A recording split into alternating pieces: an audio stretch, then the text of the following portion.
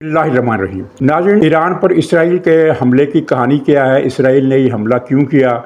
और अमेरिका ने इसराइल को हमले से क्यों रोका है, किसी बड़ी कार्रवाई से क्यों रोका है, और ईरान का मौक़िफ़ कितना गलत है और इसराइल का मौक़िफ़ कितना गलत है। इसराइल का मौक़िफ़ तो इसलिए भी थोड़ा अजीब सा है कि वो इसको हमले को ओन ही नहीं कर रहा, लेकिन अमेरिकी इंटेलिजेंस ने ये रिपोर्ट जारी करके कि इसराइल ने हमला किया है, अब बात खोल दी है और अब इसराइल डिनाइल की पोजीशन में नहीं है। और इसमें फिर ये सवाल भी पैदा होता है कि इसराइल ने किस तरह इस्फहान तक पहुंचने में कामयाबी हासिल की, जबकि ईरान के मगरबी बॉर्डर से अगर सीधी लकीर खींची जाए यानी शॉर्टकट का एक किया जाए तो तब भी इस्फहान बॉर्डर से साढ़े तीन सौ किलोमीटर दूर है। और अगर इसराइल थोड़ा सा लंबा रूट इख्तियार करे तो ये लंबाई, ये फासला सरहद से, बॉर्डर से इस्फहान का 350 किलोमीटर का हो जाता है। और 350 किलोमीटर का फासला इसराइली जहाज़ों ने कैसे तय किया कि ईरान का एयर डिफेंस सिस्टम इससे मुकम्मल तौर पर बेखबर रहा। यहाँ ये बात मैं शुरू में ही बता दूँ कि इसराइल और ईरान के दरमियान रूट दो ही हैं, यानी अगर ईरान इसराइल पर हमला करे तब भी वही रूट है और अगर इसराइल ईरान पर हमला करे तब भी वही दो रूट बनते हैं। एक रूट है कि इसराइल के जहाज़ उड़ें और शाम से होते हुए इराक़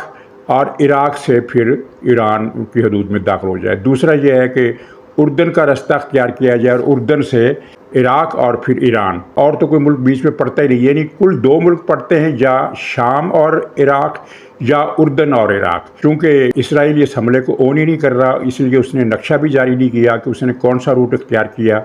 बहरहाल जो भी रूट इख्तियार किया, कम से कम फासला जो बॉर्डर से बनता है वो 300 किलोमीटर का बनता है। और ये भी अमेरिकी इंटेलिजेंस ने बता दिया कि ड्रोन तैयारे इसमें इस्तेमाल हुए ही नहीं। एक तैयारा इस्तेमाल हुआ, वो उसके ज़रिए एक रॉकेट बरसाया गया ईरान की ड्रोन फैसिलिटी पर इस्फहान के मशरक़ में जो वाक़ है, और उसको तबाह कर दिया गया। इसके अलावा कुछ पासदारान इनकलाब की इमारतों पर भी बम बरसाए गए, उसका क्या नुकसान हुआ ये भी चीज़ सामने नहीं आई, क्योंकि अमेरिकी इंटेलिजेंस ने ये बात नहीं बताई और इसराइल तो इस बारे में सरकारी बयान जारी ही नहीं कर रहा। अब इसमें दो बातें काबिल गौर हैं। एक तो ये है कि ईरान का डिफेंस सिस्टम इसराइली जहाज़ को ट्रेस क्यों नहीं कर सका, क्योंकि आजकल जितने भी जंगी लिहाज से आगे मुल्क हैं उनके पास ऐसा एयर डिफेंस सिस्टम है कि उनको मिज़ाइलों की आमद का पहले से ही इल्म हो जाता है, मिज़ाइल हों या जहाज़ हों या ड्रोन तैयार हों। जैसा कि आपने देखा कि जब ईरान ने ड्रोन तैयारे लॉन्च किए तो लॉन्च करने के 5 मिनट बाद इंटेलिजेंस इदारों की तरफ से, आलमी इंटेलिजेंस इदारों की तरफ से और सबसे पहले अमेरिका की तरफ से ये खबर आ गई थी कि ईरान के अड्डों से ड्रोन तैयारे इसराइल के लिए रवाना हो गए हैं, उन्होंने उड़ान भर ली है। और उर्दन के पास देखिए इतना तरक्की याफ्ता निज़ाम है कि उसने आधे से ज़्यादा ड्रोन, या तकरीबन आधे तैयारे तो उर्दन ने ही गिरा दिए, और आधे तैयारे जो उर्दन के सिस्टम से बच निकले थे वो इसराइली बॉर्डर के अंदर दाखिल होते ही उनको गिरा लिया गया। चंद एक गिरे, लेकिन ये मजमूई तौर पर 200 में से 2 या 3 ड्रोन ही इसराइल के अंदर तक पहुंच सके, बाकी सब बॉर्डर पर ही ख़त्म कर दिए गए या बॉर्डर से पहले। तो इसराइल का तैयारा कैसे इस्फहान पहुंचा? 300 किलोमीटर, ये कम फासला नहीं होता अगर ये शॉर्टकट है, और अगर वो शाम की तरफ से आया है तो फिर 350 किलोमीटर भी बन सकता है। तो इतना लंबा फासला जहाज़ ने तय किया, इस्फहान तक पहुंचा और ईरान के निज़ाम को ख़बर ना हो सकी। तो उसकी वजह एक ये हो सकती है कि लफ्ज़ मैं इसलिए इस्तेमाल कर रहा हूँ क्योंकि किसी तरफ से भी तफसीली ख़बर जारी नहीं की गई। तो हो सकता है कि ये तैयारा इसराइल ने स्टेल्थ का इस्तेमाल किया हो, जो रडार सिस्टम से ख़ुद को बचा लेता है और नज़रों में नहीं आता। इसराइल दुनिया के उन चंद मुल्कों में शामिल है जिनके पास ये तैयारे हैं, और इतलात यही है जो आलमी वेपनरी का जो नक्शा जारी करते हैं, जो चार्ट जारी करते हैं, उन तमाम इदारों की रिपोर्ट यही है कि 35 से 40 तक स्टेल्थ तैयारे इसराइल के पास हैं। पाकिस्तान के पास गालबन ऐसा कोई तैयारा नहीं है, लेकिन पाकिस्तान का जो एयर डिफेंस सिस्टम है वो इतना मजबूत है और हसास है कि पाकिस्तान की फ़ज़ा में अगर दुश्मन कोई लोहे का टुकड़ा भी फेंके तो उसका भी पता चल जाता है, चाहे उसको गिराने में कामयाबी ना भी हासिल हो सके, क्योंकि लोहे के टुकड़े को क्या कोई गिराएगा, लेकिन उसकी खबर हो जाती है। तो ईरान को खबर क्यों नहीं हो सकी, ये एक बड़ा सवाल है। اور اسی سوال کا جواب دینے سے بچنے کے لیے ایران نے فوراً یہ موقف اختیار کیا کہ دراصل وہ ڈرون طیارے تھے جو ہم نے گرا دیے، یعنی تاکہ عوام کو ایک اپیزمنٹ ہو جائے کہ بھی ٹھیک ہے دشمن کے ڈرون آئے تھے وہ ہم نے گرا دیے اور بات ختم نہیں ہوئی، اس لیے کہ ایران کا وہ جو ڈرون فیسلٹی تھی، جو اڈا تھا ڈرون طیارے جہاں سے اڑان بھرتے ہیں، اور یہ ظاہر ایران میں ایک تو نہیں ہوگا، کئی ہو گئے، بہت سارے ہوں گے، تو اس اڈے کو تباہ کیا اسرائیل نے، اور پاسداران انقلاب کے کچھ دفاتر، کچھ عمارتیں جو ان کے آس پاس ہی واقع، کیونکہ یہ علاقہ پورا کا پورا فوجی ہے اصفہان کے ایسٹ مشرق میں، وہاں ایران کا ایک ایٹمی ری ایکٹر بھی ہے۔ ایران کی جوہری تنصیبات تقریباً 9 شہروں تک پھیلی ہوئی ہیں، ایران کے 9 شہروں میں، ان میں سے سب سے بڑا جو مرکز ہے وہ اصفہان کا بتایا جاتا ہے، اور یہ زیادہ تر مراکز وہ ہیں جو عراقی سرحد کے ساتھ ساتھ ہیں، یعنی ساتھ سے مراد ہے ان کی طرف جو بارڈر لگتا ہے وہ عراق ہی کا بارڈر لگتا ہے، ترکی کی طرف شاید ایک اڈا ہو لیکن زیادہ تر اڈے جو ہیں وہ عراق کے بارڈر والے علاقوں میں ہیں۔ اچھا، اب اس میں جو ایک اہم ڈیولپمنٹ ہوئی ہے وہ یہ ہوئی ہے کہ امریکہ چند دن پہلے تک آپ کو یاد ہوگا کہ اسرائیل کو سختی سے خبردار کر رہا تھا کہ رفح پر حملہ نہیں کرنا، تعلقات کشیدہ ہو جائیں گے، امریکہ کی اسرائیل کی امداد رک جائے گی، اور ایسی ہی دھمکی یورپی یونین نے بھی دی تھی، اور صدر بائیڈن نے ذاتی طور پر یہ دھمکی دی تھی کہ اسرائیل باز رہے ورنہ اسے سخت نقصان ہوگا۔ تو اسرائیل نے اب یہ کارڈ استعمال کیا، اس نے کہا کہ میں ایران پر ایک بڑا حملہ کرنے والا ہوں، امریکہ ایران پر بڑے حملے کی سختی سے مخالفت کرے گا، بلکہ عین ممکن ہے کہ اگر اسرائیل ایران پر کوئی بڑا حملہ کرے تو امریکہ اس کا بازو بھی مروڑ سکتا ہے۔ چنانچہ اسرائیل نے یہ چال چلی کہ وہ ایران پر ایک بڑا جوابی حملہ کرنے والا ہے، اور اسرائیلی کیبنٹ نے اپنے اجلاس میں اس بڑے حملے کی منظوری دے دی۔ سرکاری طور پر تو اعلان جاری نہیں کیا گیا، لیکن یہ رپورٹیں لیک کی گئیں کہ اسرائیل ایران کے تمام ایٹمی ری ایکٹرز پر، یعنی 9 شہروں پر حملے کرے گا اور ایٹمی ری ایکٹر تباہ کر دے گا۔ ایران کے ایٹمی تنصیبات پر اسرائیلی حملے کا خطرہ اب بھی موجود ہے، اس کی کیا وجہ ہے اس کی خبر بھی آ گئی ہے، وہ بھی میں عرض کرتا ہوں۔ تو امریکہ نے یہ چونکہ مخالفت کی تھی، اب جب اسرائیل نے یہ کارڈ کھیلا تو امریکہ اس چال کو نہیں سمجھ سکا، اس نے بائیڈن سے بات کی، بائیڈن نے کہا کہ ہماری تو سلامتی کا مسئلہ ہے، بے عزتی کا مسئلہ ہے، عزت بے عزتی کا مسئلہ ہے، یا ہمیں رفح پر حملے کی اجازت دو ورنہ پھر ہم ایران پر حملہ کر دیں گے۔ چنانچہ ایک بارگیننگ ہوئی، اور اس بارگیننگ کے عوض امریکہ نے اس شرط پر رفح پر حملے کی اجازت دے دی کہ اسرائیل ایران پر کوئی بڑا حملہ نہیں کرے گا۔ یہ ایران پر حملے سے پہلے کی بات ہے، اسی لیے اسرائیل جو ہے وہ اس حملے کو اون بھی نہیں کر رہا، اور اسی لیے اس نے صرف ایک محدود حملہ کیا ہے۔ آپ اندازہ کریں کہ ایک اسرائیلی جہاز آتا ہے، اور صرف ایک جہاز آتا ہے، کئی جہاز نہیں آتے، اور وہ 350 کلومیٹر کا فاصلہ طے کرتے ہیں، اصفہان تک پہنچتے ہیں، اصفہان کی فضا سے بھی گزر جاتے ہیں، پھر مشرق کی مضافات میں جاتے ہیں، اور وہاں جا کر وہ اس ڈرون اڈے پر صرف ایک میزائل داغتے ہیں۔ وہ میزائل خاصا تگڑا میزائل تھا، کیونکہ اس کے دھماکے کی گونج کئی میل دور اصفہان میں شدت سے سنی گئی اور محسوس کی گئی۔ ایران نے اس پر دلچسپ بیان دیا، اس نے کہا کہ دراصل ہم نے ایک ڈرون گرایا تھا، تو اس ڈرون کو ہٹ کرنے کے لیے جو ہتھیار ہم نے استعمال کیا یہ اس کا دھماکہ تھا۔ ظاہر ہے اب جاننے والے جانتے ہیں کہ ڈرون طیارے کو ہٹ کرنے کے لیے جو ہتھیار استعمال کیے جاتے ہیں ان سے اتنا بڑا دھماکہ ہوتا ہی نہیں ہے۔ ڈرون کیا، فائٹر جیٹ ہوتے ہیں، بمبار طیارے ہوتے ہیں، ان کو گرانے کے لیے بھی جو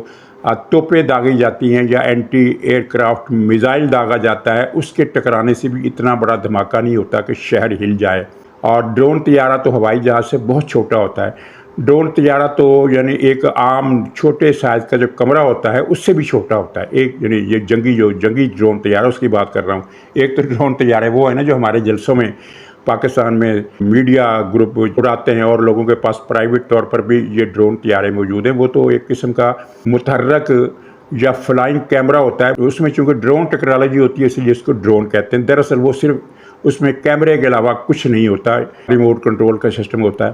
یہ جو جنگی اور بمبار ڈرون طیارہ ہوتا ہے یہ ایک چھوٹے کمرے کے اندر سما سکتا ہے، یہ اتنا چھوٹا طیارہ ہوتا ہے۔ ہوتا بہت مہنگا یہ الگ بات ہے۔ اچھا، تو ایران کی اس کہانی پر ظاہر ہے کوئی بھی آدمی جو جانتا ہے کہ ڈرون طیارے کو ہٹ کرنے سے اتنا بڑا دھماکہ نہیں ہوتا، وہ ایران کی اس کہانی پر اعتبار نہیں کرے گا۔ لیکن اس ایران کے پاس اب چارہ بھی کوئی نہیں ہے، وہ یہ نہیں بتانا چاہتا کہ اسرائیل کے پاس ایسے طیارے ہیں جو ایران کے اندر تک آ سکتے ہیں۔ اس کا مطلب یہ ہے کہ آج اگر وہ اصفہان تک گئے ہیں تو اصفہان سے اوپر تہران اگر شارٹ کٹ اختیار کیا جائے تو وہ 500 کلومیٹر ہو جائے گا۔ جو طیارے اصفہان پہنچ سکتے ہیں وہ تہران بھی پہنچ سکتے ہیں۔ اس لیے اس نے ڈرون طیاروں کی کہانی بنائی کہ وہ آئے تھے، 3 طیارے آئے تھے، 2 ہم نے گرا لیے، ایک پتہ نہیں کہاں گئے۔ اس طرح کی کہانی ایران نے بنائی ہے۔ اچھا، اب رفح پر حملے کی اجازت امریکہ نے دے دی ہے، اس عوض پر کہ وہ ایران پر بڑا حملہ نہیں کرے گا۔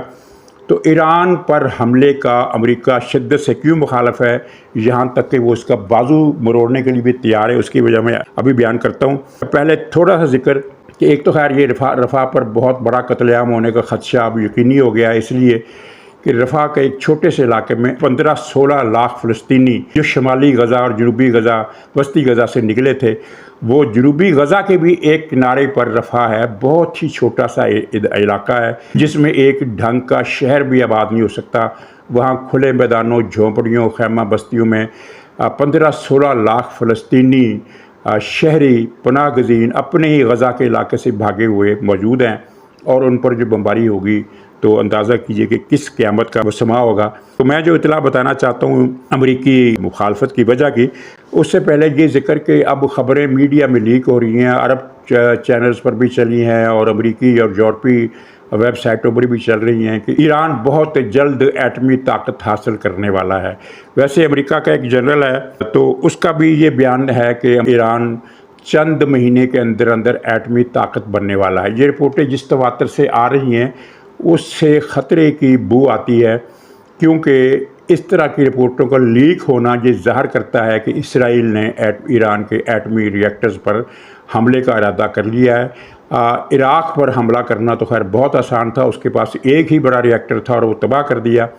لیکن ایران کے جو ری ایکٹر ہیں وہ 8-9 شہروں تک پھیلے ہوئے ہیں۔ ان کی تجربہ گاہیں، ان کی جو سارا جو سسٹم ہوتا ہے ایٹمی پلانٹ کا، وہ 9 شہروں میں پھیلا ہوا ہے۔ گویا کہ اسرائیل کو 9 شہروں پر حملہ کرنا پڑے گا، اور یہ 9 شہروں پر حملے کا مطلب ہے کہ بہت بڑا تصادم۔ تو ان خبروں میں کتنی صداقت ہے کہ چند مہینے رہ گئے، چند مہینے، یہ بیان امریکی جنرل نے پچھلے مہینے دیا تھا، جنرل ملی نے یہ بیان دیا تھا، اور مارچ، اس کا مطلب ہے کہ اپریل، مئی، جون، جولائی اگست میں ایران ایٹمی طاقت بن جائے گا، امریکی جنرل کے بیان کو اگر صحیح مانا جائے۔ کیا یہ بیان صحیح ہے؟ کیا یہ رپورٹیں صحیح ہیں؟ کیونکہ اقوام متحدہ کے جو ادارے ہیں وہ کہتے ہیں کہ نہیں، ایران ابھی ایٹمی دھماکہ کرنے سے خاصی دور ہے۔ تو دیکھیے ان میں سے کس کی بات سچ نکلتی ہے۔ ناظرین، اب امریکہ ایران پر حملے کی مخالفت کیوں کر رہا ہے؟ بادی نظر میں تو ایک عام آدمی یہ رائے بنا سکتا ہے کہ اگر ایران پر حملہ ہوا تو جنگ پھیل جائے گی، حالانکہ جنگ پھیل نہیں جائے گی، اس لیے کہ ایران کی فیور میں کوئی ملک فوج بھیجنے کے لیے تیار نہیں ہوگا، اور نہ ہی اس جنگ میں کودنے کی کسی کا ارادہ ہوگا۔ عرب ملک تو بالکل نہیں آئیں گے۔ زیادہ سے زیادہ روس کی طرف سے رد عمل آ سکتا ہے، لیکن روس بھی ایران کی مدد نہیں کرے گا۔ اس لیے نہیں کرے گا کہ روس کی اپنی حالت پتلی ہے۔ کل ہی آپ نے وہ BBC کی تفصیلی رپورٹ پڑھ لی ہوگی، جس میں مصدقہ اعداد و شمار کے حوالے سے بتایا گیا ہے کہ یوکرائن سے جنگ میں روس کے 50,000 فوجی ہلاک ہو چکے ہیں، اور جو زخمیوں کی تعداد ہے وہ 1 لاکھ سے زیادہ ہے۔ یعنی ایک زخمی فوجی کا مطلب آپ سمجھتے ہیں کہ زخمی فوجی نہیں ہوتا، وہ ناکارہ ہو جاتا ہے، وہ جنگ لڑنے کے قابل نہیں رہتا۔ گویا کہ یوکرائن کی جنگ میں روس اپنے 1.5 لاکھ فوجیوں سے محروم ہو گیا ہے، اور اس کے طیارے جو ہیں، بگ طیارے، وہ کسی بھی ملک کے ساتھ جنگ کرنے میں، جن کے پاس زیادہ اسلحہ ہو، زیادہ جدید طیارے ہوں، ان کے ساتھ وہ فضائی جنگ نہیں لڑ سکتا۔ اس کے پاس میزائل ہیں، لیکن کیا وہ میزائل اسرائیل پر مارے گا؟ نہیں مار سکتا۔ اس کے پاس بمبار طیارے ہیں، کیا وہ اسرائیل پر بمباری کرے گا؟ اس کا کوئی امکان ہی نہیں ہے۔ تو اس کا مطلب یہ ہے کہ جنگ پھیلنے سے مراد یہ ہوگا، ایران پر حملہ ہوا، پھر دوسرا ملک انوالو ہو گیا، پھر تیسرا ہو گیا، اور اس طرح ایک عالمی جنگ بن گئی، جس طرح کہ ہمارے ہاں تجزیہ کار ایک دم سے یہ اعلان کر دیتے ہیں کہ دھماکہ ہو گیا، بس اب عالمی جنگ چھڑنے کو اس سے کوئی نہیں روک سکتا۔ ایسا کچھ چکر نظر نہیں آتا۔ اصل بات کچھ اور ہے۔ اصل بات یہ ہے کہ 1973 میں مصر نے اسرائیل پر ایک حملہ کیا، بارلی لائن کا بارڈر اس نے، جس کے بارے میں امریکہ کی رپورٹ تھی کہ یہ ناقابل تسخیر ہے، اس کو انبریکیبل ہے، اس کو توڑ کر فوج کا آگے جانا ممکن نہیں ہے، تو اس کو مصر کی فوج نے اڑا دیا، ایک رات کے اندر اندر اڑا دیا۔ اور مصر کی فوج نہ صرف یہ کہ سویز کے سینٹر تک پہنچنے میں کامیاب ہو گئی، جو مقبوضہ سینائی کا علاقہ تھا، بلکہ اس نے اسرائیل پر بمباری کی اور میدان جنگ میں اسرائیل کا بھاری نقصان کیا۔ امریکہ نے فوراً مداخلت کی، اپنے جدید جہاز اسرائیل کی ڈسپوزل پر دیے، اس کا بحری بیڑا بھی چل پڑا، اور ان امریکی کور کا فائدہ اٹھاتے ہوئے اسرائیل نے جوابی حملہ کیا، جو نئی کمک اس کو فوراً پہنچائی گئی۔ امریکہ کے لیے اسرائیل کو کمک پہنچانا مسئلہ کوئی نہیں ہے، امریکہ سے جہاز اڑے یہ ضروری نہیں ہے۔ امریکہ کے بحری جہاز بحیرہ روم میں، خلیج فارس میں، بحیرہ عرب میں، یعنی خطے کے سارے علاقوں میں موجود ہوتے ہیں، اور ان پر آپ کو پتہ ہے کہ ان کے پاس کتنا، ان جہازوں پر کتنا اسلحہ، کتنے جہاز ہوتے ہیں۔ تو امریکی کور کی آڑ میں اسرائیل نے جوابی حملہ کیا، اور ایک تو سکندریہ کی، الیگزینڈریا جس کو کہتے ہیں، اس کی بندرگاہ کا محاصرہ کر لیا، اور پھر جنوب سے، یعنی قاہرہ کے جنوب میں، مصر کے وسط میں انہوں نے بحیرہ کلزم کی طرف سے حملہ کیا، اور مصر کے اندر تک پہنچ گئے، اور مصر کے سرنڈر کا خطرہ پیدا ہو گیا، جس پر مصر نے صلح کر لی۔ اور اسی کے بعد پھر یہ کیمپ ڈیوڈ معاہدہ، پھر اوسلو معاہدہ، پھر فلسطینیوں کی خود مختار نام نہاد اتھارٹی، پھر غزہ، یہ ساری چیزیں بعد میں ہوئیں۔ اور اس کے بعد پھر عرب ممالک جو تھے وہ ڈھیر ہو گئے۔ کیوں ڈھیر ہو گئے؟ ان کا تعلق انقلاب ایران سے ہے۔ تو 73 کی جنگ کا نتیجہ کیا نکلا؟ امریکہ کو یہ احساس ہو گیا کہ اسرائیل کا وجود خطرے میں رہے گا، اور امریکہ کی ٹینشن بڑھتی رہے گی، امریکہ کو ہر بار ہتھیار دینا پڑیں گے، اسلحہ بھجوانا پڑے گا، یعنی ایک خاصا مشقت والا کام امریکہ کو کرنا پڑے گا۔ اس لیے عرب ملکوں کو کچھ بندوبست ضروری ہے۔ چنانچہ 73 میں پلاننگ ہوئی، منصوبہ بنا، اور اس منصوبے پر عمل درآمد کا جو آخری مرحلہ تھا وہ 79 میں ہوا، جب خمینی صاحب پیرس سے ایران پہنچے، اور ان کے ایران پہنچنے سے پہلے CIA کے افسروں نے ایرانی فوج افسروں کو، عہدیداروں کو، جن کے CIA سے ہمیشہ تعلقات رہے ہیں، ان کو بتا دیا گیا کہ ہم نے شاہ کے سر سے سرپرستی کا ہاتھ کھینچ لیا ہے، جس کے بعد ایران کی فوج جو تھی وہ ڈھیر ہو گئی اور انقلاب آ گیا۔ اچھا، یہ امریکہ نے یہ کیوں کیا؟ اس لیے کیا کہ وہ چاہتا تھا کہ اسرائیل کے تحفظ کے لیے ایران عرب ممالک کو بلی کرے، ان کو ڈرائے دھمکائے۔ ایران امریکہ کا بہت بڑا اتحادی تھا، شاہ ایران کا جو ایران تھا، اور اس نے اسرائیل کو تسلیم بھی کر رکھا تھا، اسرائیل کے ساتھ اس کے تجارتی تعلقات بھی تھے، وہ عرب ملکوں پر سفارتی دباؤ بھی ڈالتا تھا، وہ خطے میں سب سے بڑی فوجی طاقت بھی تھا، لیکن وہ عرب ممالک کو دباؤ میں رکھنے کا قائل تھا، لیکن ان سے کسی بھی قسم کا تصادم والا ماحول پیدا نہیں کرنا چاہتا تھا۔ شاہ کا یہ خیال تھا کہ ایران کو ایک سپر پاور بنانا ہے تو عرب ملکوں کے ساتھ اسے قابل عمل تعلقات برقرار رکھنے ہوں گے، یعنی ایک رواداری اور ہمسائیگی کے جو تعلقات ہوتے ہیں کہ اپنا اثر و رسوخ تو برقرار رکھو، اپنا ٹیکہ تو برقرار رکھو، لیکن دشمنی مت پیدا کرو۔ اور شاہ ایران چونکہ اس کام کے لیے بیکار ہو چکا تھا، اور وہ عرب ممالک کو ڈرانے دھمکانے کا کام نہیں کر سکتا تھا، اس لیے پہلے مولانا خمینی صاحب کی فرانس میں باقاعدہ CIA کے افسروں نے ٹریننگ کی، تربیت کی، ان سے مطلب کہ ان کے جو نظریات تھے ان کو پکا کیا، اور پھر وعدے وعید لینے کے بعد جب ان کا جہاز پیرس ایئرپورٹ سے اڑا تو شاہ کی حکومت کو بتا دیا گیا کہ اس طیارے کو گزند نہیں پہنچنا چاہیے، اور شاہ کو سمجھ میں آ گئی بات، اور جیسے ہی پھر وہ یہ معاملہ بڑھا تو شاہ جو تھا فرار ہو گیا، ایرانی فوج ڈھیر ہو گئی، اور انہوں نے وہ اپنے استعفے دے دیے دھڑا دھڑ، اگرچہ وہ بچے اس کے بعد بھی نہیں۔ جب انقلاب آیا تو انہوں نے پھر